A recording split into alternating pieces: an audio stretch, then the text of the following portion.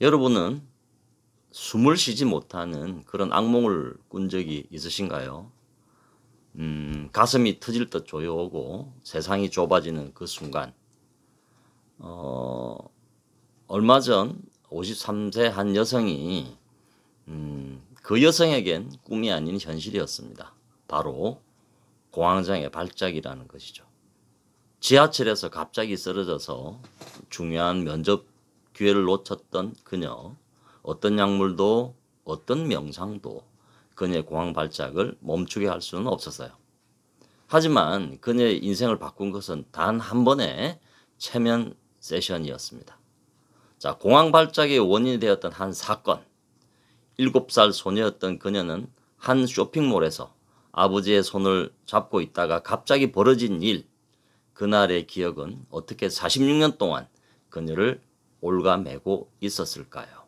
자, 이제 그 이야기 속으로 들어가 보시죠. 숨이 멎는 순간 나는 죽고 있었다. 지하철에서 수백 명의 사람들이 나를 스치고 지나갈 때 내 가슴은 쥐어짜는 듯한 통증으로 가득 찼다. 심장이 터질 듯 빠르게 뛰었고 숨은 거칠어졌다. 세상이 좁아지기 시작했다. 천천히, 그러나 확실하게. 괜찮으세요? 누군가 물었지만 그 목소리는 바닷속에서 들리는 것처럼 멀게 느껴졌다. 내 손은 차가웠고 등에서는 식은땀이 흘렀다. 이건 이번이 처음이 아니었다. 하지만 이렇게 심한 적은 없었다. 드디어 찾은 중요한 면접 기회. 20년간 일했던 회사가 문을 닫은 후 53세 여성인 나에게 주어진 마지막 기회라고 생각했다. 그러나 이제 나는 지하철 바닥에 쓰러져 있었고 그 면접은 물거품이 되었다. 다시는 안 돼. 다시는 이런 일이 일어나지 않게 해야 해. 집에 돌아왔을 때 거울 속 내 얼굴은 낯설었다. 눈은 공포로 커져 있었고 입술은 창백했다. 나는 언제부터 이렇게 되었을까? 언제부터 내 삶은 이 끔찍한 공황 발작에 의해 지배당하게 되었을까? 의사들은 이미 답을 알고 있었다. 공황 장애입니다. 약물 치료와 함께 심리 상담을 받아보시는 것이 좋겠습니다. 그들의 말은 논리적이었지만 약물은 나를 둔하게 만들었고 심리 상담은 표면만 긁었을 뿐이었다. 요가와 명상도 해봤지만 그때뿐이었다. 발작이 올 때면 모든 기술은 소용없었다. 이건 내 머릿속에서 시작된 거야. 내 마음이 만들어낸 거야. 그 생각은 수천 번이나 내 머릿속을 맴돌았다. 나는 아무리 노력해도 이 상태를 벗어날 수 없을 것 같았다. 50대 중반에 새 직장을 찾는 것도 어려운데 일상생활조차 제대로 할 수 없는 내가 무슨 희망이 있을까? 그때 꿈이 시작됐다. 처음에는 단순한 악몽이라 생각했다. 하지만 이 꿈은 밤마다 찾아왔고 점점 더 선명해졌다. 7살의 나. 엄마와 아빠와 함께 쇼핑몰에 있었다. 사람들이 분주히 오갔고 나는 아빠의 손을 잡고 있었다. 순간 아빠의 손이 내 손을 놓았다. 고개를 들었을 때 아빠는 가슴을 움켜쥐고 있었다. 고통에 일그러진 얼굴, 바닥으로 쓰러지는 모습, 사람들의 비명소리, 그리고 공포. 그 압도적인 공포. 아빠, 아빠. 나는 소리쳤지만 아무도 내 말을 듣지 않았다. 어른들이 아빠 주위로 모여들었고 나는 뒤로 밀려났다. 작고 무력한 내 몸은 아무것도 할 수 없었다. 꿈에서 깨어났을 때 내 얼굴에는 눈물이 흐르고 있었다. 나는 그 날을 모두 잊었다고 생각했다. 아버지가 심장마비로 쓰러졌던 그날, 기적적으로 살아났지만 나의 안정감은 영원히 무너져 버린 그날을. 내 공황 발작은 여기서 시작된 거야. 이 기억에서. 내 머릿속에서 갑자기 연결점이 생겼다. 아버지가 쓰러진 날, 나는 무력했다. 그리고 지금 공황 발작이 찾아올 때마다 나는 다시 그 7살 소녀가 되어 무력함을 느꼈다. 심장이 멈출 것 같은 공포, 숨이 막히는 느낌, 통제력을 잃어버리는 두려움. 그 깨달음은 나를 인터넷 검색으로 이끌었다. 어린 시절 트라우마와 공황장애라는 키워드. 그리고 나는 최면 치료에 대한 기사를 발견했다. 처음에는 반신반의했다. 최면이라니 마술쇼에서나 볼 수 있는 것 아닌가? 하지만 절박함이 나를 밀어붙였다. 이제 더 이상 잃을 것도 없었다. 마지막 시도야. 이것도 안 되면 더 이상 방법이 없어. 최면 전문가의 사무실은 예상과는 달리 평범했다. 화려한 장식이나 신비로운 분위기도 없었다. 그냥 따뜻하고 편안한 공간이었다. 김 원장님은 50대 후반의 남성으로 은백색 머리와 깊은 주름이 인상적이었다. 그의 목소리는 낮고 차분했다. 최면은 마법이 아닙니다. 그가 말했다.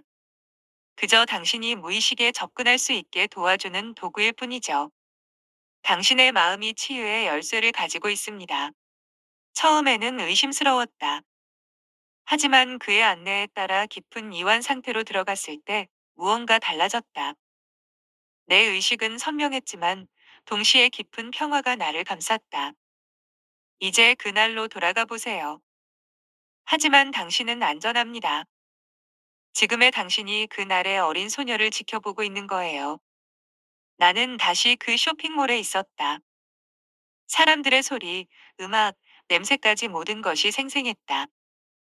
나는 작은 소녀가 아버지의 손을 잡고 있는 모습을 보았다. 내 자신이었다. 그리고 나는 일어날 일을 알고 있었다. 당신은 지금 무엇을 보고 있나요? 아빠가, 아빠가 쓰러지고 있어요. 내 손을 놓았어요. 김 원장님의 목소리가 부드럽게 들려왔다. 그런데 이번에는 다르게 해볼 수 있어요. 당신의 아버지와 대화를 나눌 수 있어요. 그에게 하고 싶었던 말이 있나요? 내 마음이 떨렸다. 아버지는 내가 23일 때 두 번째 심장마비로 세상을 떠났다. 그때 나는 너무 바빠서 병원에 제때 가지 못했고 마지막 순간을 함께하지 못했다. 그 후회가 내 마음 깊은 곳에 묻혀 있었다. 아빠를 다시 만날 수 있나요? 당신의 마음속에서는 가능합니다. 눈을 감고 아버지를 생각해 보세요. 그가 건강하고 행복했던 모습으로요. 나는 눈을 감았다. 천천히 아버지의 모습이 형성되기 시작했다. 40대 중반, 가장 건강하고 활기찼던 때의 모습이었다. 주말마다 나를 공원에 데려가 자전거 타는 법을 가르쳐 주던 그 시절의 아버지. 아빠. 내 목소리가 떨렸다. 그가 미소를 지었다. 그 익숙한 미소, 눈가의 주름, 따뜻한 눈빛. 나는 그 모든 것을 잊지 않고 있었다. 내 작은 공주. 그의 목소리를 들었을 때 뜨거운 눈물이 내 뺨을 타고 흘렀다. 그건 정말 그의 목소리였다. 내가 수천 번 들었던, 그러나 너무 오랫동안 듣지 못했던 그 음성. 아빠, 미안해요. 그때 병원에 빨리 가지 못해서, 마지막을 함께하지 못해서. 그는 고개를 저었다. 미안해할 것 없어. 내 딸아, 넌 항상 최선을 다했잖아. 하지만 아빠, 내가 옆에 있었더라면, 그건 중요하지 않아. 중요한 건 내가 행복하게 살아가는 거야. 내가 지금 겪고 있는 이 고통, 내가 다 알아. 하지만 이제는 그만 내려놓을 때야. 그의 손이 내 어깨에 닿았다. 그 촉감은 너무나 실제 같았다. 따뜻하고, 단단하고, 안전했다. 내가 쓰러졌을 때, 넌 겨우 7살이었어. 그 일이 널 얼마나 무섭게 했는지 알아. 하지만 그건 내 잘못이 아니었어. 그리고 내가 떠난 것도 내 잘못이 아니야. 나는 그의 품에 안겼다. 아버지의 냄새, 그 익숙한 면도 크림 향과 담배 냄새의 희미한 잔향. 내 기억 속에 있는 모든 것이 생생하게 되살아났다. 아빠, 너무 보고 싶었어요. 나도 널 매일 보고 싶었단다. 하지만 난 늘 내 곁에 있었어. 내가 첫 직장에 들어갔을 때, 결혼했을 때, 승진했을 때, 모든 순간 내가 얼마나 자랑스러웠는지 몰라. 그의 말 한마디 한마디가 내 가슴에 파고들었다. 오랫동안 듣고 싶었던 말들이었다. 내가 지금 겪고 있는 공포, 그건 과거의 상처야. 이제는 치유할 시간이야. 넌 더 이상 그 작은 소녀가 아니야. 강하고 용감하고 아름다운 여성이야. 내 딸이야. 그의 손이 내 얼굴을 감쌌다. 눈을 마주쳤을 때 그의 눈에는 무한한 사랑이 담겨 있었다. 이제 날 보내줄 때가 됐어. 내 딸아. 널 붙잡고 있는 그 공포를 함께 보내줘. 아빠를 보내다니요? 방금 다시 만났는데. 난 항상 내 마음속에 있을 거야. 하지만 내가 앞으로 나아갈 수 있도록, 그 공포에서 벗어날 수 있도록, 이제는 그 기억을 재구성할 시간이야. 나는 무슨 말인지 이해했다. 아버지를 놓아주는 것은 그를 잊는 것이 아니라 그와 함께했던 사랑의 기억만을 간직하는 것이었다. 공포와 죄책감, 후회는 이제 보내야 할 때였다. 사랑해요. 아빠. 나도 널 사랑한다. 내 작은 공주. 항상 그럴 거야. 우리는 마지막으로 포옹했다. 그 순간 놀랍게도 나는 7살의 내가 아니라 53살의 내가 그를 안고 있음을 깨달았다. 더 이상 작고 무력한 소녀가 아니라 인생의 풍파를 견뎌온 한 여성으로서 이제 괜찮아. 모든 게 괜찮아질 거야. 아버지의 모습이 천천히 흐려지기 시작했다. 하지만 이번에는 슬픔이 아니라 평화가 내 마음을 채웠다. 그것은 작별이 아니라 새로운 시작이었다. 내가 눈을 떴을 때 김 원장님의 사무실로 돌아와 있었다. 내 얼굴에는 눈물이 가득했지만 그것은 치유의 눈물이었다. 어떠셨나요? 그가 부드럽게 물었다. 아빠를 다시 만났어요. 그가 저를 용서해 주었어요. 아니요. 당신이 자신을 용서한 거예요. 그의 말은 깊은 울림이 있었다. 그는 나에게 티슈를 건네주었고 잠시 침묵이 흘렀다. 이건 시작에 불과합니다. 김 원장님이 말했다. 치유는 여정이니까요. 하지만 오늘 당신은 중요한 첫 걸음을 내디뎠습니다. 세션이 끝난 후 나는 이상하게 평화로웠다. 마치 수십 년간 숨 쉬지 못했다가 처음으로 깊은 숨을 쉰 것 같았다. 하지만 진짜 시험은 아직 오지 않았다. 그것은 일주일 후에 왔다. 내 마음은 여전히 의심이 가득했다. 한 번의 세션으로 평생의 공황장애가 사라질 리 없어. 하지만 나는 다시 지하철역에 섰다. 심장이 빨리 뛰기 시작했다. 익숙한 공포가 올라왔다. 하지만 이번에는 무언가 달랐다. 괜찮아. 모든 게 괜찮아질 거야. 이건 내 잘못이 아니야. 아버지의 목소리가 내 마음속에서 울렸다. 그리고 놀랍게도 공포는 절정에 이르지 않았다. 대신 그것은 물결처럼 밀려왔다가 사라졌다. 나는 숨을 깊게 들이마셨다. 그리고 또 한 번. 그리고 지하철에 탔다. 문이 닫히고 기차가 출발했다. 사람들이 내 주위로 모여들었지만 나는 여전히 숨을 쉬고 있었다. 공황이 오지 않았다.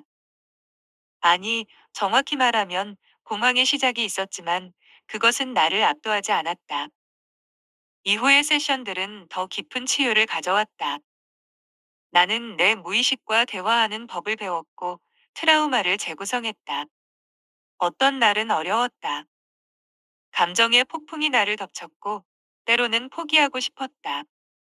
하지만 나는 계속했다. 이건 마치 퍼즐을 맞추는 것 같아요. 내가 김 원장님에게 말했다. 조각들이 제자리를 찾아가고 있어요. 그는 미소 지었다. 당신이 그 퍼즐을 맞추고 있는 거예요. 저는 그저 빛을 비춰줄 뿐이죠. 몇 개월 후 나는 오래된 사진첩을 꺼냈다. 아버지와 함께한 사진들, 오랫동안 보지 못했던 추억들. 이제 나는 슬픔, 없이 그 사진들을 볼 수 있었다. 물론 그리움은 있었지만 그것은 아픔이 아닌 따뜻한 감정이었다. 6개월 후 나는 새 직장에서 일을 시작했다. 예전처럼 큰 회사는 아니었지만 나는 행복했다. 가끔씩 불안감이 찾아오기도 했지만 그것은 더 이상 나를 지배하지 않았다.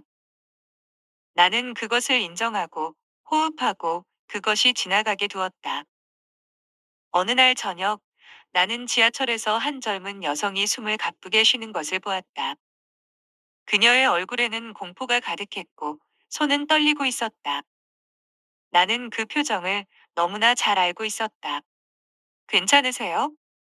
내가 물었다. 그녀는 고개를 흔들었다. 난 숨을 쉴 수가 없어요. 저와 함께 호흡해 보세요. 내가 말했다. 천천히, 깊게. 이렇게요. 우리는 함께 호흡했다. 한 번, 두 번, 세 번. 그녀의 호흡이 조금씩 안정되었다.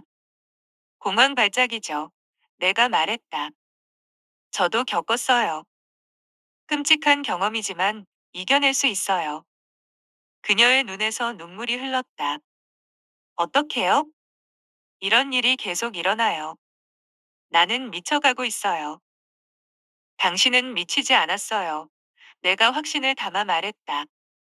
그리고 혼자가 아니에요. 나는 내 경험을 그녀에게 이야기했다. 공황 발작, 트라우마, 최면 치료까지.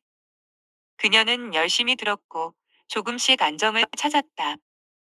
제가 아는 최면 전문가의 연락처를 줄게요. 내가 말했다. 도움이 필요하면 언제든지 연락하세요. 그녀는 고맙다고 말했고 우리는 각자의 길로 갔다. 하지만 그 만남은 내게 깊은 영향을 미쳤다.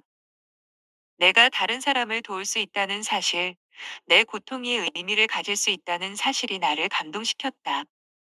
그날 밤, 나는 일기를 썼다. 최면은 단순히 공황장애를 관리하는 방법이 아니었다. 그것은 내 삶을 변화시킨 경험이었다. 이제 나는 더 이상 두려움에 사로잡힌 사람이 아니다. 나는 강해졌고 내 삶을 다시 통제하고 있다. 때로는 가장 어두운 순간이 우리를 가장 밝은 빛으로 인도한다. 내 공황 발작은 끔찍했지만 그것은 나를 치유의 여정으로 이끌었다. 그리고 이제 나는 그 여정에서 배운 것을 다른 사람들과 나눌 수 있다. 아버지와의 재회는 나에게 두 번째 기회를 주었다. 말하지 못했던 것들을 말하고 듣지 못했던 것들을 듣는 기회. 그리고 무엇보다 나 자신을 용서하는 기회. 우리가 잃어버린 것은 결코 완전히 사라지지 않는다. 그것은 단지 형태를 바꿀 뿐이다. 아버지의 사랑은 이제 내 안에서 살아 숨쉬고 있다. 그리고 그 사랑이 내가 두려움을 이겨낼 수 있게 해주었다. 50대 중반에 나는 새로운 시작을 했다. 많은 사람들이 말하는 인생의 황혼기에 나는 오히려 새로운 여명을 맞이했다. 이제 나는 내 이야기가 누군가에게 희망이 될 수 있다는 것을 안다. 그리고 그것만으로도 충분하다. 숨이 멎는 순간이 있었다. 하지만 그 후에는 항상 첫 번째 호흡이 온다. 그리고 그 호흡은 언제나 가장 달콤하다.